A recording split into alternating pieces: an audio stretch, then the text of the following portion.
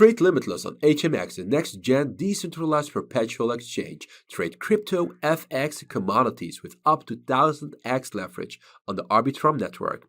Benefit from low fees, multi-asset collateral support, and cross-margin flexibility. Check them out.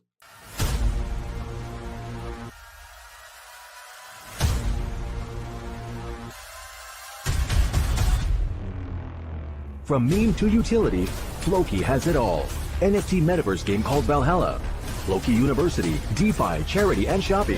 Floki is governed by the people, with the people. Floki, together there is no stopping us.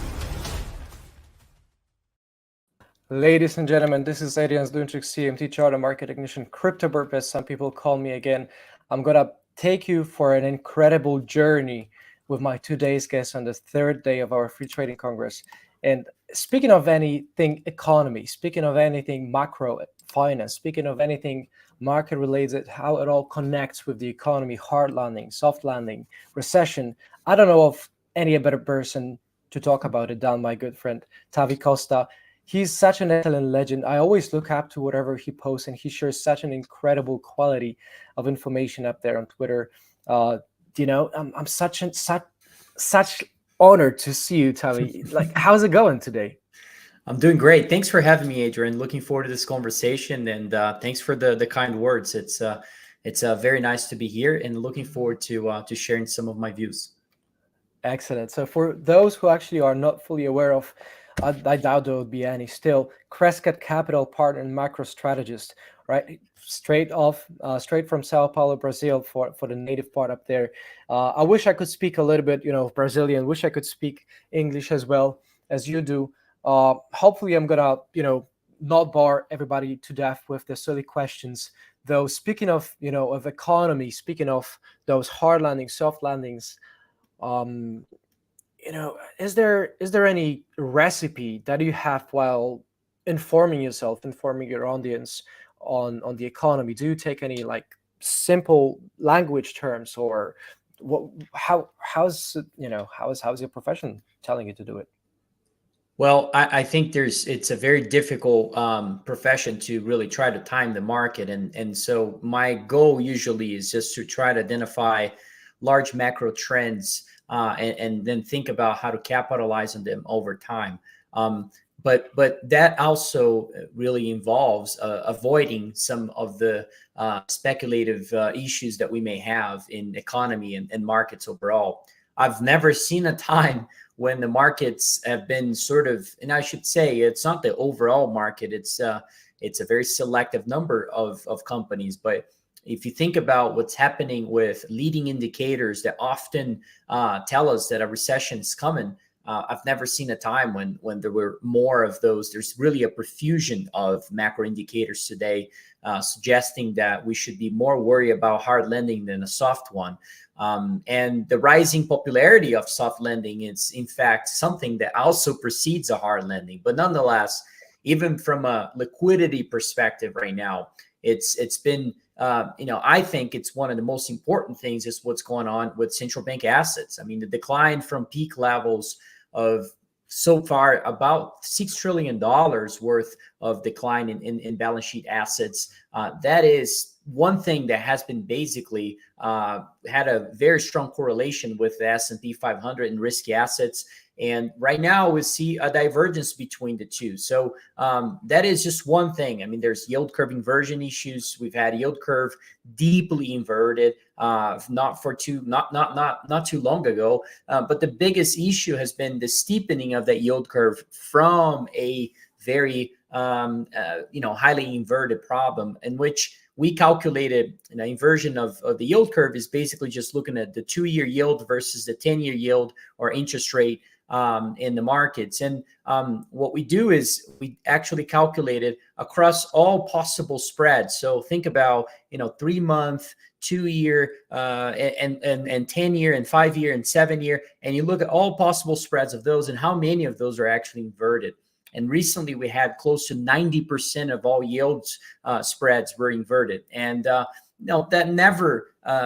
has never failed on predicting a recession. And I can give you at least 7 others that are kind of lining up to be that in that issue. So, how do we do? I mean, we just look at those things and we avoid risk. And right now, I'm not sure there's really a benefit for owning technology companies or junk bonds, or even there's some issues related to the dollar. So we're really focused on hard assets at the moment. I think there's great ways to deploy capital in that part of the market.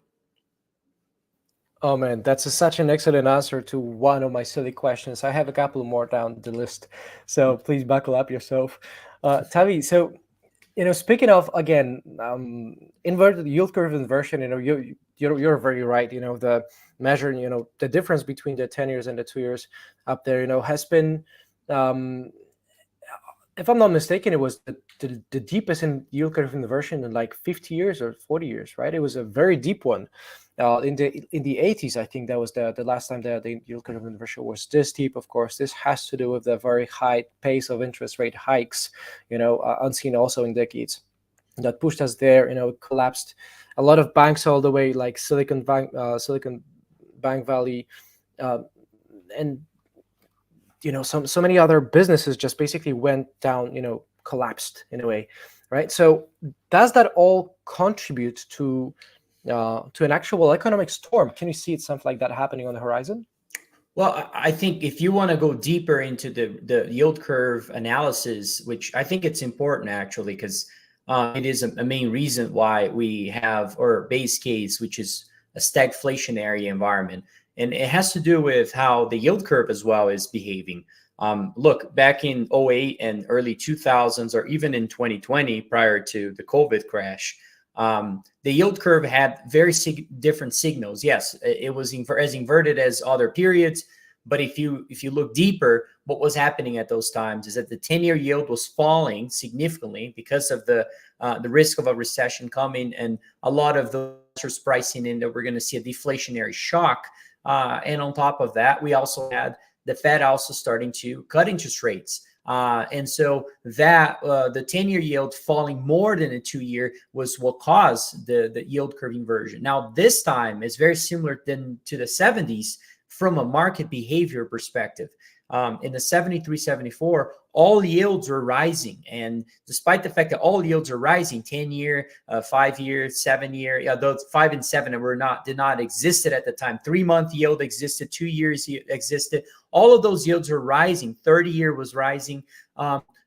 Today, we have a similar phenomenon happening where virtually the cost of that has been rising across all durations of the treasury yield. And so that is a classic inflationary environment. Now, how do you even approach the market and when you sort of have that view? Well, looking back, what worked in 2020 and early 2000s may not work today. Maybe treasuries are not your safe haven anymore if there is a severe decline in markets. In fact, the correlation has changed recently. So it's very important to focus on how the asset correlation in the last 1 or 2 years has been completely different in the last decade. And so, I'm old enough to remember when the Japanese yen was considered a safe haven. And right now, the currency has been collapsing, even relative to gold as an example. So it's creating this sort of need for investors to seek something different than what has been worked over the last 2 to 3 recessions. And 73, 74, believe it or not, a lot of commodities did very well despite the fact that the market was declining, which is unthinkable today. I mean, would you buy silver with the market in a recession? Really? That's what worked. Even the miners did well during 73, 74. It was a brutal recession. Believe me, it was basically real estate had issues. Equity markets were down 50%. The treasury markets were down significantly. So, it was not very easy for investors to hide. But hard assets was something that provided a great way to avoid a lot of those problems. And I think, I believe strongly that given the fact that we've been so under allocated in that space, and think about the 60-40 portfolios, I think that that's going to be a way of those assets actually serving as a defensive allocation for portfolios over time. Oh man, it's not even been 10 minutes and I've already learned so much from yourself, Tavi. This is such an excellent alpha that you're sharing out over here. Thank you for that. Yeah, so you mentioned interest rate spread, which makes sense, right? You mentioned hard assets, you mentioned gold, silver, and it makes a lot of sense, for the stagflationary environment that we may be in right now. What other leading indicators, since you mentioned a couple of them, are you looking at actively? Well, there's plenty others. Let's look at banking credit, for instance. Credit in the banking system has been contracting for the first time since the global financial crisis. Well, that's something you should be concerned about. And some folks may say, well, there's some technicality issues where banks are having problems, but usually the banking sector is a very cyclical segment of the industry of the economy that tends to also lead to problems. Another issue would be the ISM manufacturing. So now we're talking about financial industry. Now let's talk about manufacturing. Manufacturing recently has been the ISM manufacturing index. Usually, when you have a print below 50, it means that it's a recessionary level. We've had 12 months of consecutive months of this index actually below the 50 level, which has never failed as well in predicting a recession. Let me give you another one: unemployment rates. When unemployment rates cross their 2-year moving average, every time in history we've seen a recession and a beginning of a deterioration in labor markets, which has been the main reason for most investors recently to not be worried about the economy, is the fact that labor markets have been so strong. Another thing that I would point out is the earnings potential here for a contraction as well. So if you look at corporate earnings right now, they've been in a sort of a 70-year channel, upper channel. Basically, if you look at earnings, they've been kind of going up in a steady manner, but very cyclical. And so you hit the upper side. So think of a band. Every time you hit the upper side of that band, you see a recession. Every time you hit the lower side of that band, you see the bottom of the market. So it's kind of follows along with the cycles in the economy. Recently, we've hit the peak of that again. So it's at a critical juncture. And you may say, well, what causes the earnings to potentially contract? Well, there are many reasons there. Are you have you been seeing so many strikes, labor strikes across the globe, not just in the U.S.? What does that cause? Well, that causes wage price spiral. If you think about how much companies have spent on labor today, companies have room to really give even more capital to their workers, and that should squeeze their margins, just as logical as it sounds.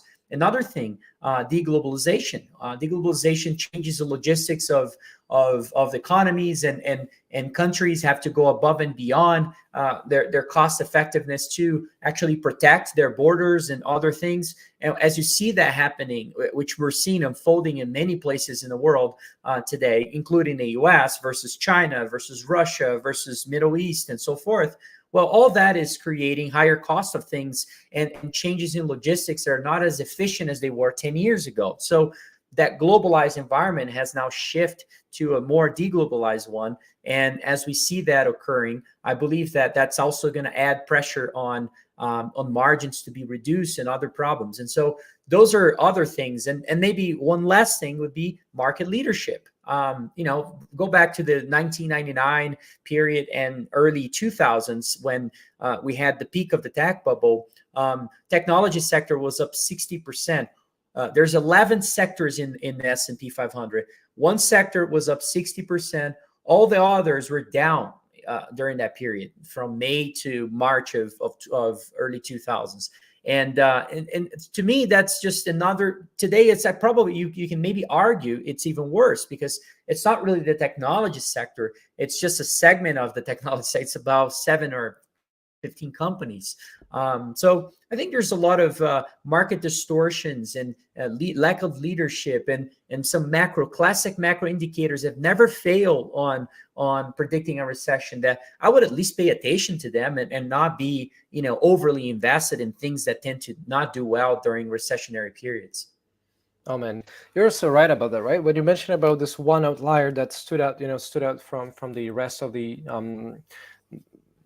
sectors, basically, I'm thinking of energy of the last year, right? There was like a very distinct leadership from the energy, from the XLE, the energy ETF out of the S&P 500 sector, and the other remaining, ones that kind of like outperformed the vast majority of those risk-seeking ones were the healthcare, well, the utilities, right, were the staples of the the things that we sort of like need instead of things that we want, right? The discretionary part of that was lagging so much. And you've touched upon this market versus economy relationship, right? And this actual leadership. So again, I've made a lot of mistakes, lost a lot of money. I'm guilty of all that, right? What I've learned as a CMT, as a charter market technician, is that there is this this model relationship, that there is a lag, 6 to 9 months lag of the economy behind the markets, right? Yeah. So seeing the markets, of course, fall, and there was like a massive pitfall, the stocks, many of those stocks, like Netflix, Meta, they were down 80-90%. So which is something that is crazy, right? Because they looked pretty much like Bitcoin did quite often in its own history as well. And my question is, since the markets have been picking up substantially and reliably, just looking at the trends, 200-day moving average or so, for the past year, since October when it bottomed out last year, doesn't it kind of like take economy out of the potential recession in a way? I think that's a risk to my view, indeed. Where I would be probably paying, or I am paying very close attention to, would be the relative performance of parts of the market that tend to actually lead to the upside or downside. So those would be retailers, auto retailers. You can also look at industrials, manufacturing companies. They're the more cyclical parts of the markets. They haven't. Oh, my apologies.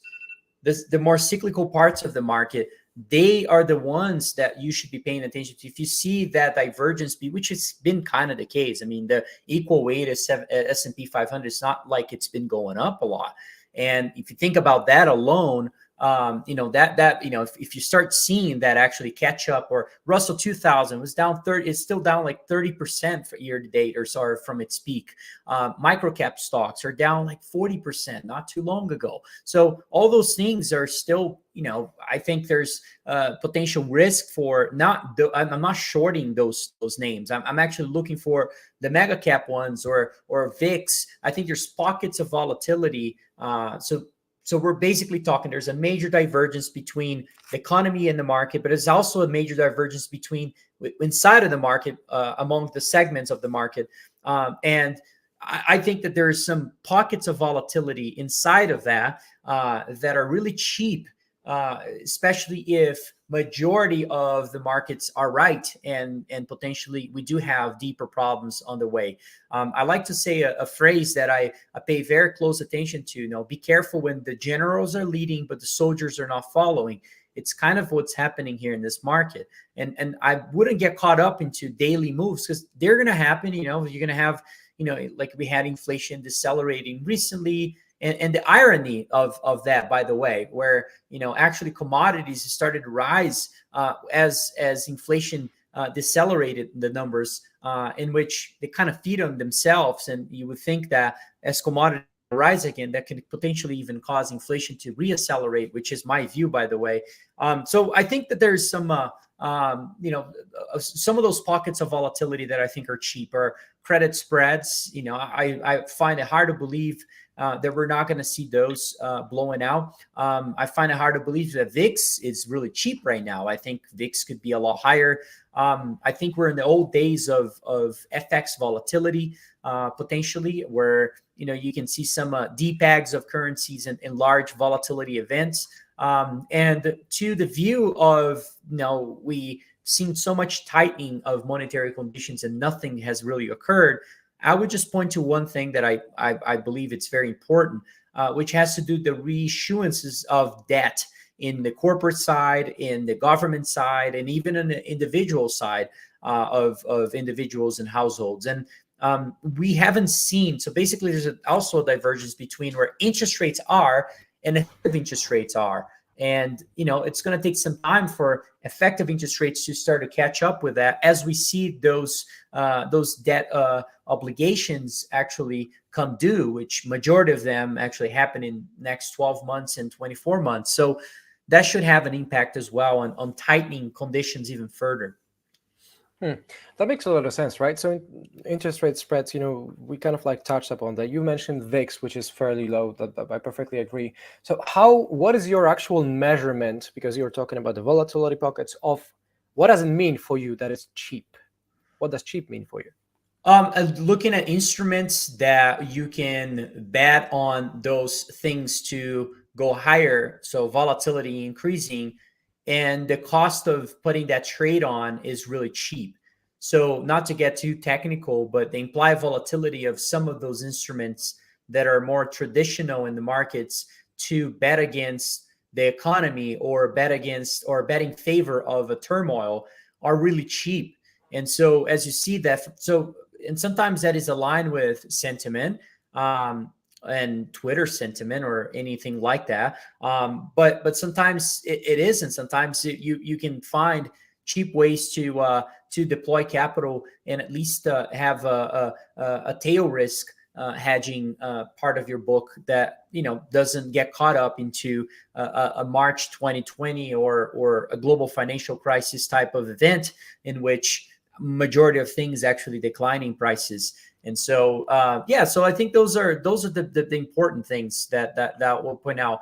On the dollar side, I mean, look at the implied volatility of some of the dollar related currencies or pair trades. Those also look very attractive. Or think about, hold on a second, let me just I think I lost my, just give me 1 second. That's okay. That's okay. Do you see are you seeing me still or no? I'm seeing you, although you're frozen. It's okay. Don't worry. So meanwhile, hold on a second. Please. That's okay. Meanwhile, while Tavi is managing that, please actually make sure, because we've been just barely 20 minutes into the show. We've been barely 20 minutes into the show, and there's so much of the wealth, so much of the experience, so much of this excellent world-class knowledge speaking through Tavi up here. And well, that would be a shame if you didn't have Tavi on your list on Twitter/X. Make sure you actually go ahead and follow Tavi Costa by this very handle, Tavi Costa. You're going to find him on Twitter. And well, to say that he's the best follow probably on the list for anything market related, anything economy related, and how it all connects is to say at least. That would be a big underappreciation. So make sure you have Tavi on your list, because the quantity, the quality of the knowledge, of the insights that he shares is immaculate. So just, if I may, Tavi, right? Because you've touched upon, again, what means cheap. That makes a lot of sense for the upside potential. What I'm thinking is that seeing gold, you do talk about gold, you do talk about silver, which is something that I'm a big fan of myself. So consider me biased a little bit, right? I'm exposed to gold and silver. Technically, myself as a market technician, I take a look at the 200-day moving average as a very simple regime, very simple market definition of a bull market or a bear market. If it continues to move in one direction consequently for months, then it is not to do a chance, right? Because it's very difficult to press 10 trillion on an asset, or for Bitcoin, $700 billion asset to move in one direction by accident for months, right? This doesn't happen due to the chance. Instead, what we see by looking at the trends of gold and silver is that those trends are rising, right? The 200-day moving average of gold and silver are rising, kind of like detecting the bull market conditions. So what is your outlook for gold and silver in the next weeks, months, and why is it bullish? Yeah, well, I got into the space not necessarily for the near term. I got into the space sort of like a lot of people get into crypto. I realized that the system was broken and the hard assets would appreciate, and it would be inevitable that monetary dilution would come back in play eventually. And so where I see things playing out is, I believe strongly gold will break out from a triple top and probably start a gold cycle. And looking back in history, those can last over a decade, really. And I think this is probably going to be one of the most important gold cycles we've seen in history, potentially given how much skepticism is in the metal today. And maybe that has to do with alternatives like Bitcoin, but also has to do with just the fact that it hasn't really performed as well as other assets. And so I'm really excited about that, because I do think gold is likely to be doing very well. You got to ask yourself a question. We're both young guys here, and why would you buy gold, right? I mean, why is such a probably not a very exciting type of investment to make. And I agree. I actually don't own any physical gold. But when I start looking at the fact that there are derivatives to the gold price that look attractive, and one example would be silver. And then you say, wow, silver is also interesting, but not as interesting as some other things. Yeah, I may even agree with you. There are miners today, some of the companies that actually are not really producing assets that hold gold in the ground that are trading for peanuts on the dollar. So, to me, that's even more attractive because I know in history, most billionaires in the mining industry made their money where? Well, in exploration. All of them made their money in buying distress opportunities of mineral claims. And I don't go to a bar or a restaurant and I hear people talking about, hey, I was staking some ground in Nevada last night or anything like that. It's not a thing anymore, but there are plenty opportunities of great mineral claims that can be purchased and then developed into new projects and new companies that can become world-class discoveries over time. And the key here is that the price of doing that is really low. And so you can do that almost like a call option. You put a very small amount for a big payout. And think about of a hybrid venture capital approach, perhaps, where you may have 15, 20, 30, 50 losers. But if you have one winner that becomes a unicorn and you own a very large percentage of that company, maybe 10, 15, 20, 30% of that business, I mean, you're done. And so to me, that's really an even more attractive way of managing capital. So that's why my main focus has been on gold and silver.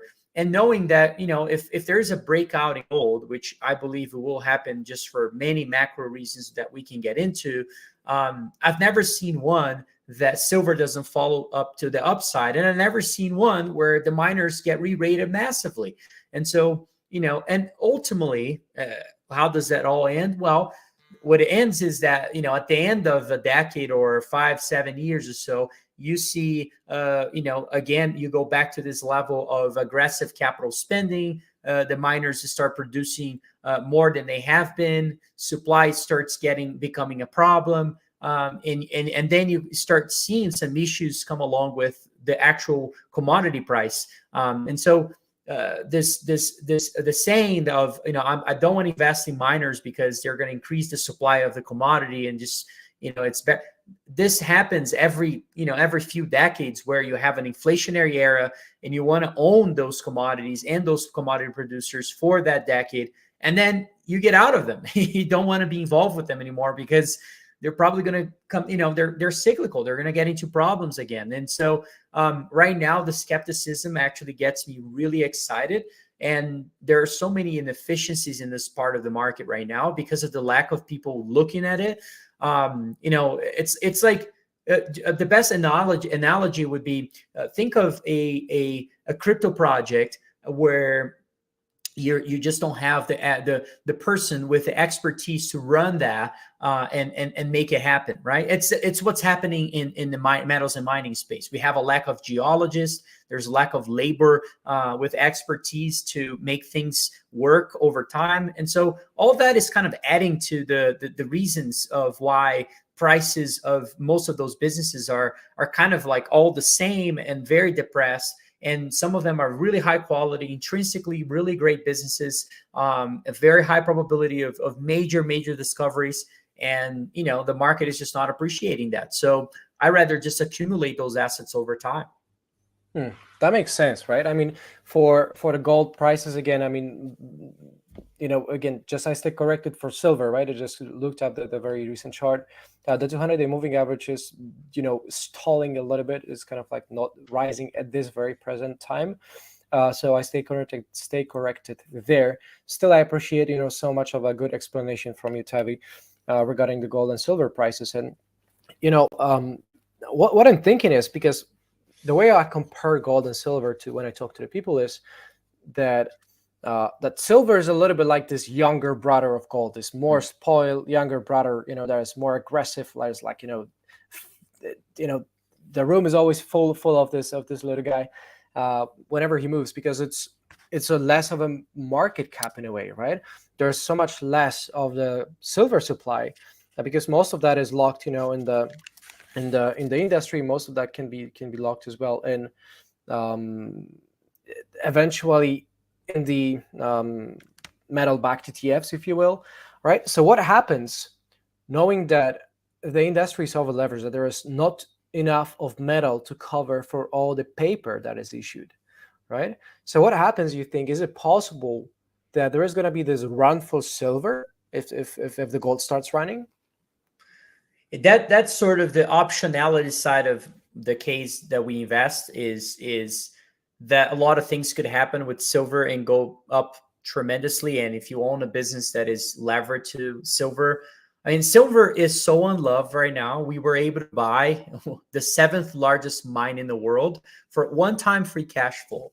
One-time free cash flow. And I don't know if there will be many opportunities like this 10 years from now, because silver, copper, cobalt, manganese, gold, all sorts of metals. If you think about them in aggregate, uranium, all of them in aggregate, how do we go from a green revolution, improving the electrical grids, revamping manufacturing capabilities in G7 economies, not just China, G7 economies, increasing even government spending across highways and airports, even defense spending needs to be increased drastically from current levels, without making the metals and mining industry at least a little bit more relevant to what it is currently. I mean, today it's 0.2% weight of the S&P 500. For every dollar that goes into the global equity market, not just S&P, 3 cents goes to metals and mining, all metals and mining. This is the oldest industry in the world, or potentially the oldest industry in the world. And on top of it is also, we know that it's absolutely essential for our living. And so I get really excited by that kind of distortion that we see relative to other things.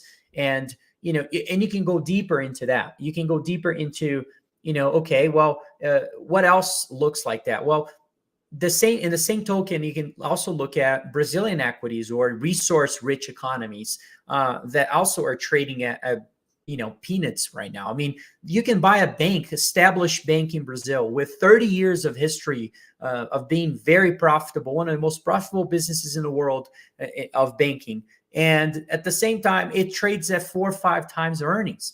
And you may say, well, I don't like banking. Then look at a Brazilian oil producer or a metals and mining industry overall in the country. They're really cheap. And so Gerdau, a steel producer, they trade at, they've got a 15% dividend yield with, trading at single digits PE ratio. Why buy a FANG stock at 50, 100 times earnings when you can buy that? So I'm not really answering your question, but what happens is that you have this foundation of really cheap things, and there is a risk of the actual commodity having a run, because we haven't seen that in many years. Historically, the gold to silver ratio right now is at 80. That's really high. We don't usually see that. I think you hit a 10 or 15 back at the peak of the market in 2011. Can we see another one of those? If we do, that's multiples of here. Just in that mine alone that I was referring to, the amount of free cash flow that is added for every dollar that silver goes up, it's absurd. And so, imagine if we go to $80 or $100 an ounce, do the economics of that. So to me, it's just mind-boggling how many opportunities are if you start extrapolating those even further. And I do think that there's even more to this. I mean, central banks buying gold, you have the 60-40 portfolios that have basically zero allocation towards the metal. We don't need to see gold take over. I'm not making that case. I'm just saying we go from 0 to 1 or 0 to 3%. It's the same case with Bitcoin, right? It's just going from zero to something. What does that do to the asset class? Well, it's the same thing with mining. The only difference is that mining has a crazy amount of history. Even I cannot cover the history of it. And I follow this industry very closely, and I love the industry. And it's just incredible how, there are so many pockets of opportunities in hard assets. And, instead of fighting each other, what we need to do is, everyone needs to be focusing on those and making money, because there's going to be so many of them. Agricultural commodities will do the same. Uranium will do the same. The oil industry will do the same, and natural gas is going to be very interesting as well. I just happen to be more focused in metals and mining, but boy, there are no shortage of things. Maybe Bitcoin will be another one too. There's so many different pockets of this. That makes sense, right? So that we kind of like speaking about mean reversion, about coming back to what's actually normal in a way, right? Just like you say, if there is a very deep underappreciation, of those hard assets, and it's such a long time and stretching over the decades, that just for the nature of the things, the mean reversion may act upon itself, right? Just the things tend to go back to normal and oscillate, a little bit above it and below it. So I perfectly agree that it brings excellent opportunity where pretty much not many people are looking. So it makes a lot of sense. One point that I was actually having in my mind was, where is Bitcoin in that? What's the role of Bitcoin in let's say your daily outlook when you take a look at the economy, when you take a look at the markets? How often do you track Bitcoin, for instance? I look at it. I think it's interesting when you start seeing signs of Bitcoin starting to become less correlated to even the crypto market overall. I find it interesting when you have gold days where gold is rising, equities are falling, and then Bitcoin is following along. I think that those are really interesting. What I think that a lot of the gold community misses and the Bitcoin community misses is this fighting over which one should be the ultimate version of it. And to me, it's just they're serving different purposes. It's like fighting gold versus silver.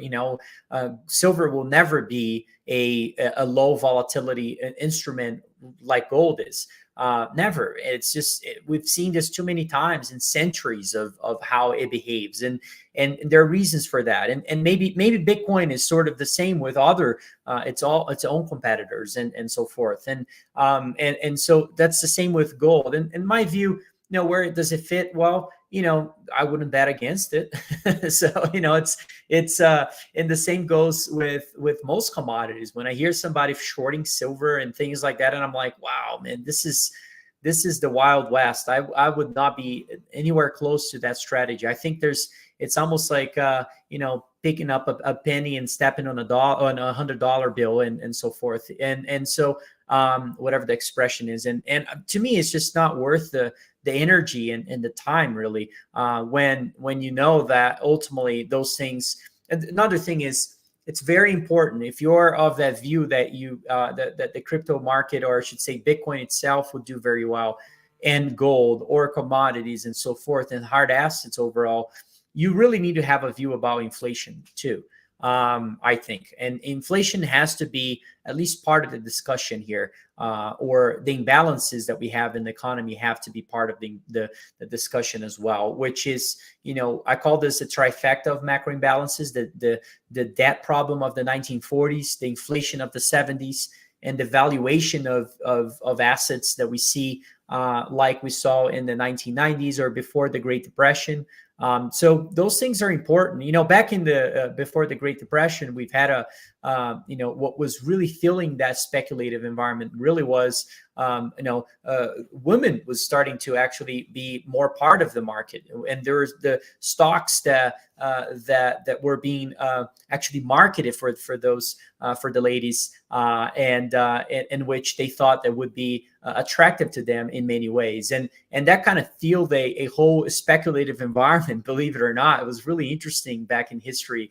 And we all have different things that happen in different parts of the cycle, and we've got young folks that have never lived in an environment of higher cost of capital. So what you tend to see here is that, you go to earnings calls, there's nobody in those calls anymore.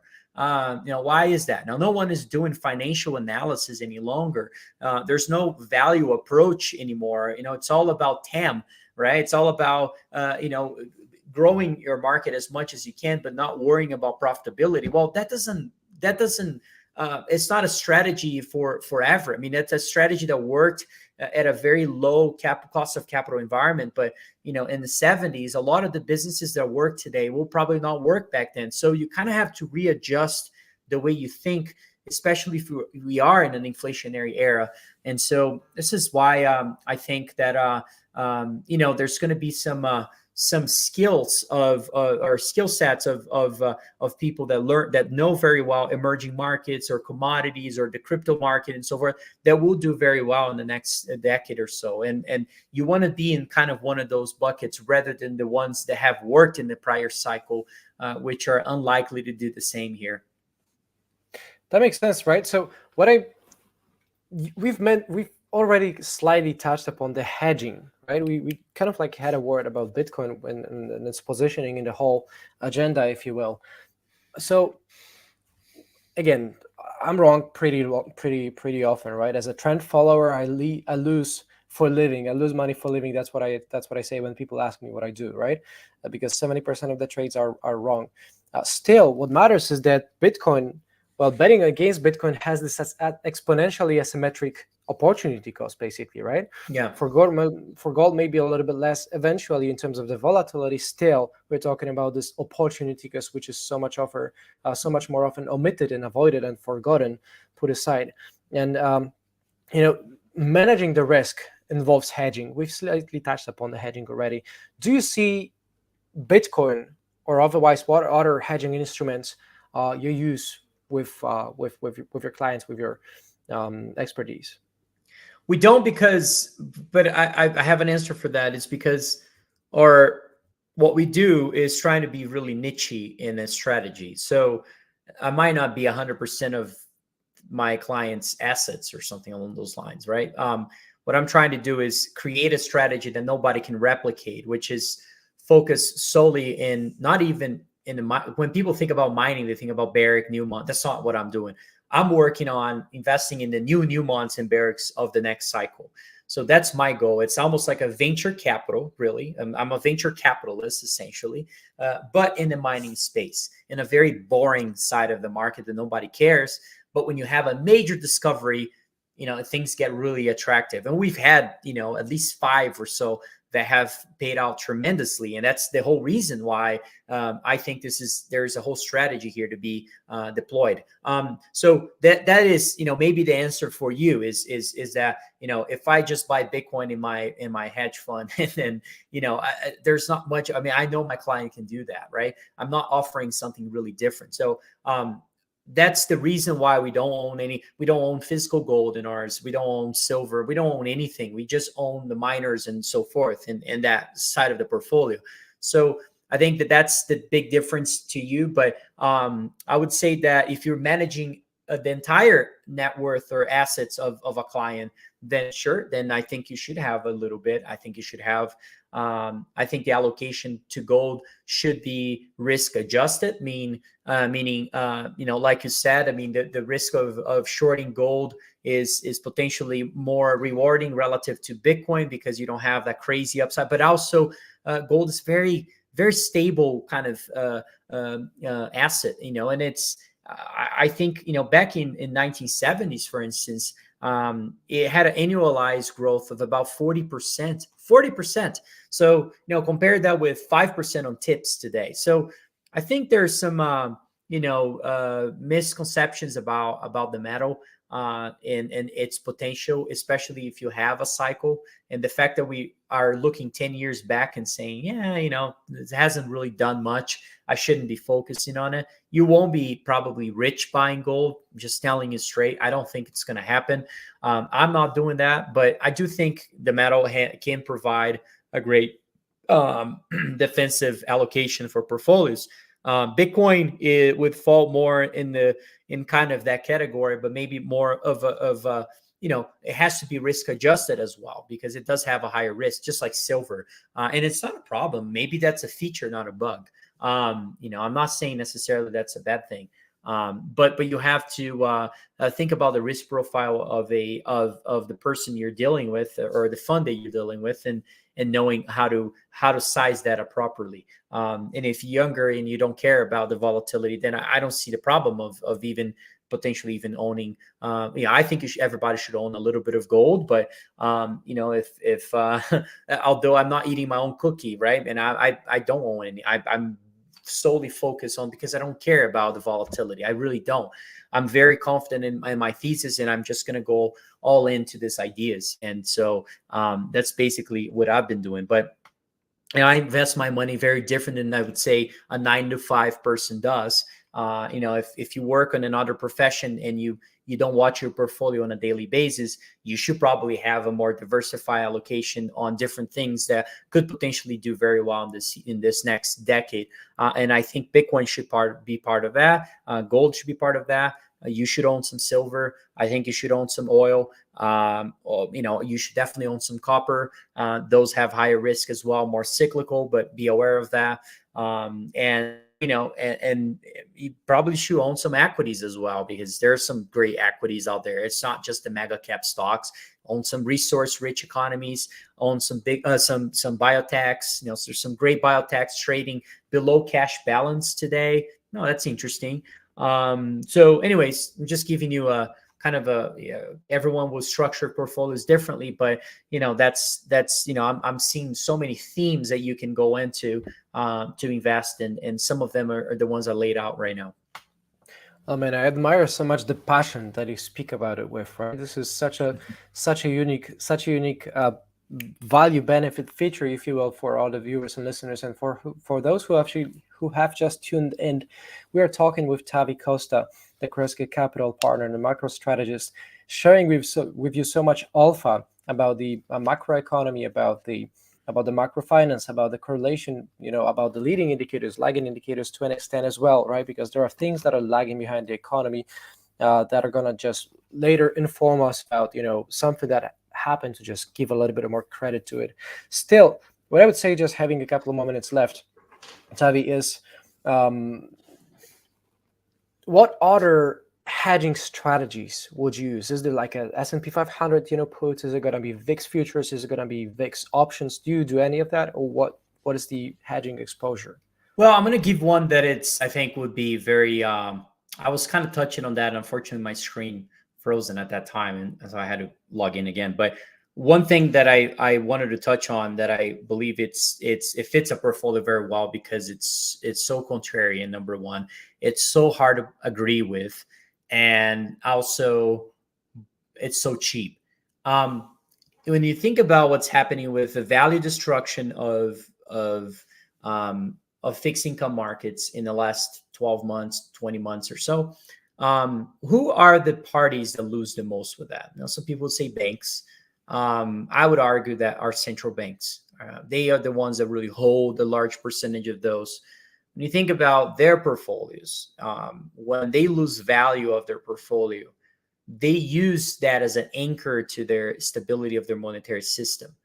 And so back in the days when interest rates were higher, when the volatility of rates were much higher than what it is currently, we used to see major depegs currencies, major. We would see a currency that was stable for 5 years, and then the value by 50% on one day. That happened with the Chinese currency back in 1993, 94. It lost more than 1/3 of its value on one day. That would be crazy if that happens today, right? And you would be like, wow. I mean, this is absolutely that happened many times. It happened with Evergrande in Europe lately, no? or Wasn't Asia. it with Evergrande lately in China? Right? Yeah, that was a massive one. Yeah, that was a company, but the currency itself didn't move much, right? The currency was very stable. Or you can look at the European currencies that broke in the early 90s, where George Soros made most of his money investing against those. Go study those things. It's crazy. I mean, those things happen because interest rates were much higher, and the differentials were pressuring those currencies to break.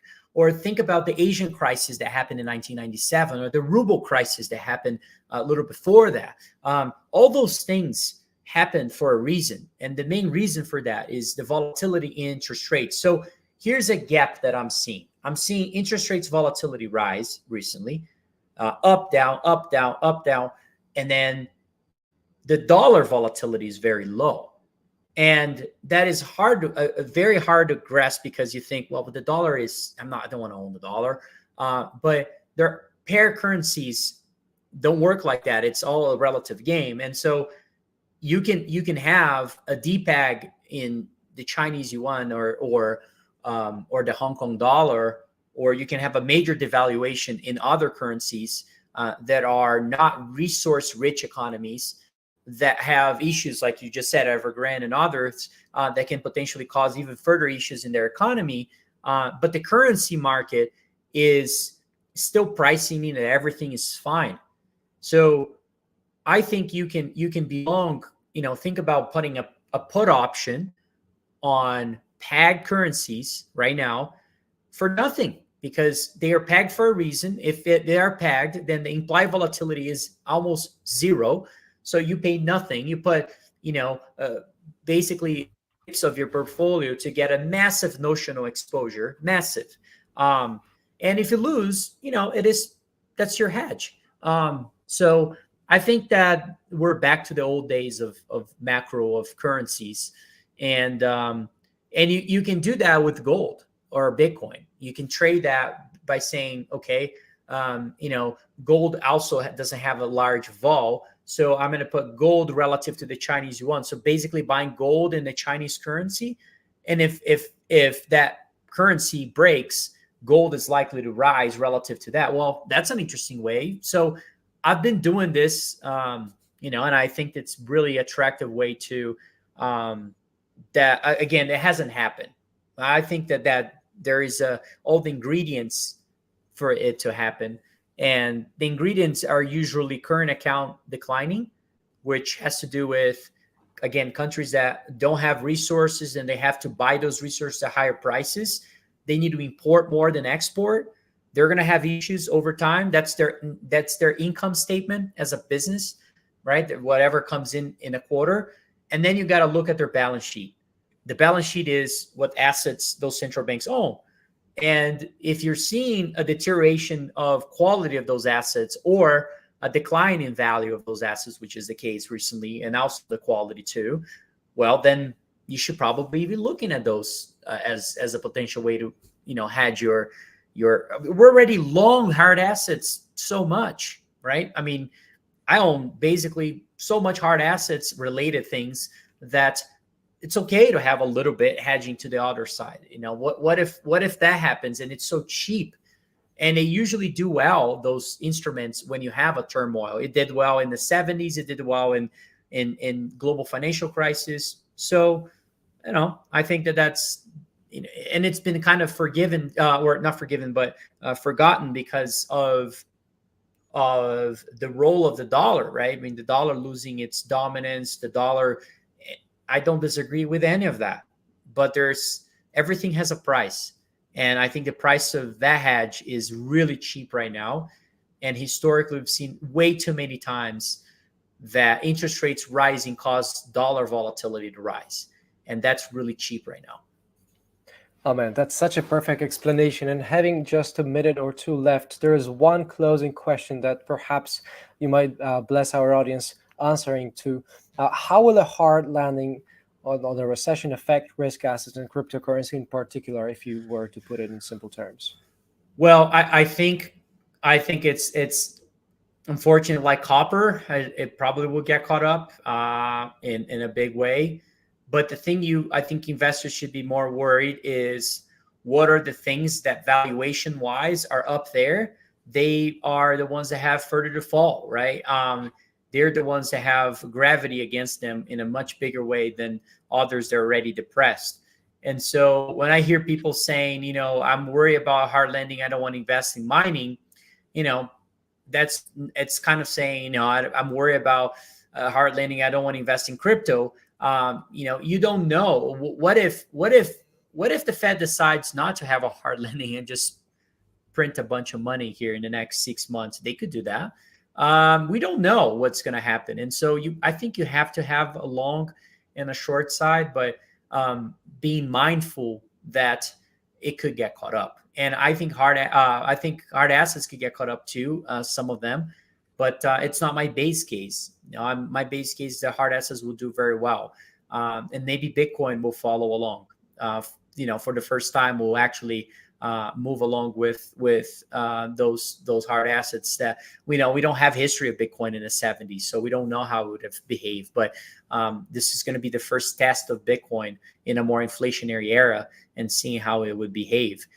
So I think Bitcoin has a shot of doing very well. But maybe just not falling would be a win, right? Just not falling and waiting for because there are phases of a recession. There's the beginning of a recession. And the later stages of that recession, where the government steps in, that is when a Bitcoin or silver could do very, very well. So that makes sense. Yeah. So just breaking that down is important. Maybe the first phase could be, Bitcoin not moving anywhere might be a huge win. Just staying quiet might be a huge win. And gold. If gold just stays quiet for the first 3 months of total turmoil, I'm happy with that. Because I think the later stages are going to be really interesting. Outperforming the economic turmoil, interest rates, inversion for the interest rate spread, inverted yield curve, microfinance, macroeconomy, and there's so much more that Tavi Costa, our today's VIP legend guest, has just shared with you straight off the Cresca Capital as a partner, as a macro strategist, and a native again of Sao Paulo in Brazil. Tavi has been our today's guest. Thank you so much for your time and generosity of wealth, Tavi. It's been a pleasure and an honor to have you on the show. Thanks for having me. I appreciate the invite. Thank you so much. And for everybody who's just on the day 3 of our Free Trading Congress, make sure you tune in to the next session coming to you right in a minute. Thank you so much. See you around.